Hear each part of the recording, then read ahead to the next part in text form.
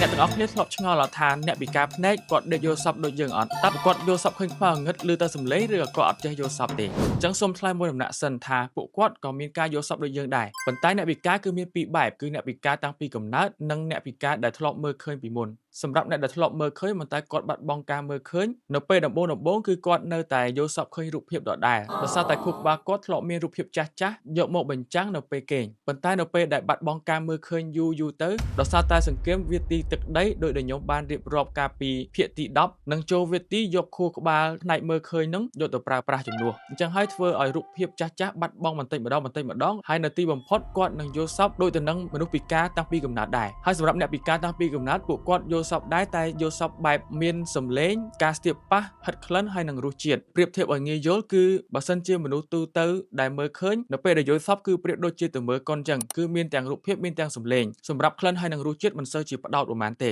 ប៉ុន្តែសម្រាប់អ្នកពិការភ្នែកឬក៏បាត់បង់ការមើលឃើញវិញបើសិនជាប្រៀបទៅយល់សប្តិរបស់ពួកគាត់ដូចជាល្ខោននិយាយអញ្ចឹងអ្នកដែលធ្លាប់ស្ដាប់ល្ខោននិយាយតាមវិទ្យុឬក៏រ៉ាឌីយ៉ូប្រកាសជាដឹងហើយឬក៏មួយទៀតអាចប្រៀបទៅនឹងនៅពេលដែលយើងចាក់រឿងនៅក្នុងទូរស័ព្ទប៉ុន្តែយើង lock screen ហើយយើងស្ដាប់តែសំឡេងប៉ុន្តែយល់សប្តិរបស់គាត់មិនសូវផ្ដោតរូបភាពដូចយើងគឺផ្ដោតទៅលើសំឡេងការស្ទាបប៉ះរសជាតិហើយនិងក្លិនអញ្ចឹងយើងដឹងហើយថាអ្នកដែលពិការភ្នែកក៏ចេះយល់សប្តិដូចយើងដែរបើគិតថាល្អកុំភ្លេច share ឲ្យអ្នកដទៃមើលផងចុច follow ដើម្បីមកឆ្ងល់ជាមួយខ្ញុំនៅវីដេអូក្រោយទៀត